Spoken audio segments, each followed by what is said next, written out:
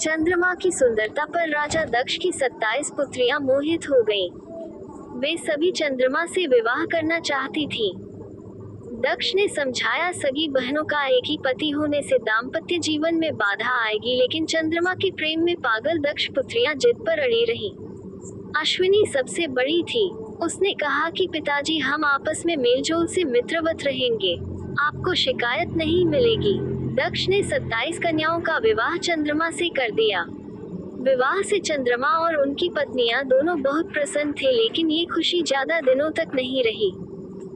जल्द ही चंद्रमा 27 बहनों में से एक रोहिणी पर ज्यादा मोहित हो गए और अन्य पत्नियों की उपेक्षा करने लगे। ये बात दक्ष को पता चली और उन्होंने चंद्रमा को समझाया।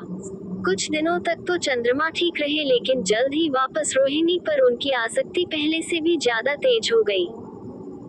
अन्य पुत्रियों के विलाप से दुखी दक्ष ने फिर चंद्रमा से बात की, लेकिन उन्होंने इसे अपना निजी मामला बताकर दक्ष का अपमान कर दिया।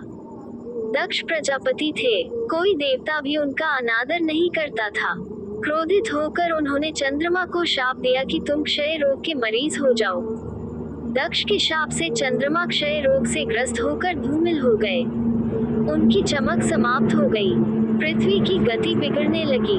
परेशान ऋषि मुनि और देवता भगवान ब्रह्मा की शरण में गए।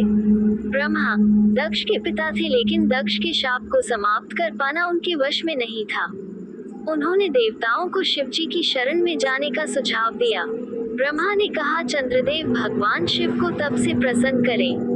दक्ष पर उनके अलावा किसी का वश नहीं चल सकता। ब्रह्मा की सलाह पर चंद्रमा ने शिवलिंग बनाकर घोर तप आरंभ किया। महादेव प्रसन्न हुए और चंद्रमा से वरदान मांगने को कहा। चंद्रमा ने शिवजी से अपने सभी पापों के लिए क्षमा मांगते हुए क्षय रोग से मुक्ति का वरदान मांगा। भगवान शिव ने कहा कि तुम्हें जिसने शाप दिया है वह कोई साधारण व्यक्ति नहीं है। उसके शाप को समाप्त करना संभव नहीं, फिर भी मैं तुम्हारे लिए कुछ न कुछ करूंगा जरूर। शिवजी बोले, एक माह में जो 2 पक्ष होते हैं, उसमें से एक पक्ष में तुम मेरे वरदान से निखरते जाओगे, लेकिन दक्ष के शाप के प्रभाव से दूसरे पक्ष में क्षीण होते जाओगे। शिव के वरदान से चंद्रमा शुक्ल पक्ष में तेजस्वी रहते हैं और कृष्ण पक्ष में धूमिल हो जाते हैं। चंद्रमा की स्तुति से महादेव जिस स्थान पर निराकार से साकार हो गए थे, उस स्थान की देवों ने पूजा की और वह स्थान सोमनाथ के नाम से विख्यात हुआ। चंद्रमा की वे 27 पत्नियां ही 27 विभिन्न नक्षत्र हैं। शिव पुराण की कथा। महर्षि भृगु ब्रह्मा जी के मानस पुत्र थे।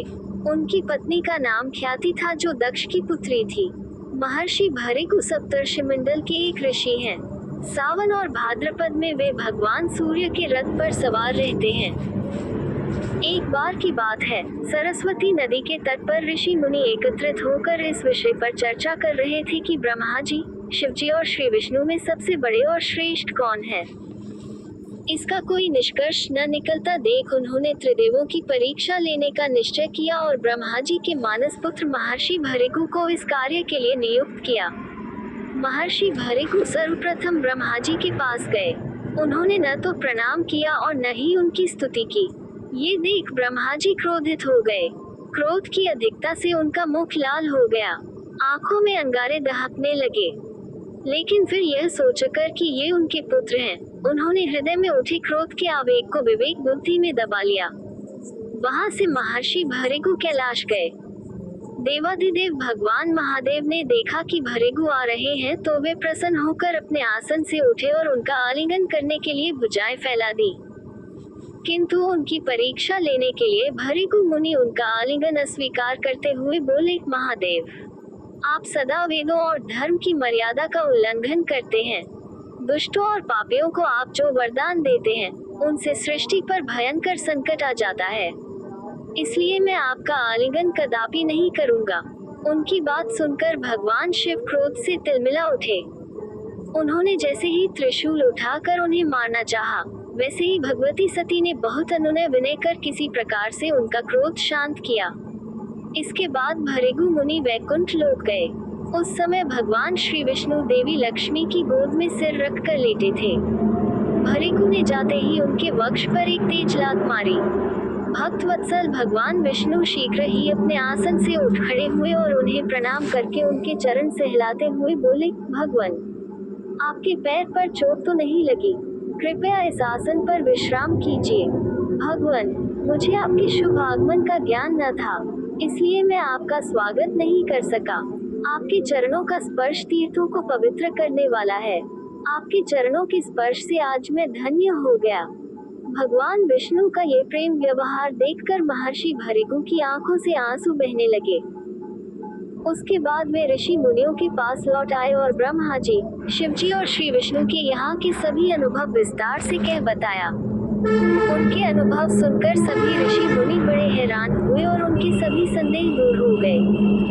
तभी से वे भगवान विष्णु को सर्वश्रेष्ठ मानकर उनकी पूजा अर्चना करने लगे। वास्तव में उन ऋषि मुनियों ने अपने लिए नहीं, बल्कि मनुष्यों के संदेहों को मिटाने के लिए ही ऐसी लीला रची थी।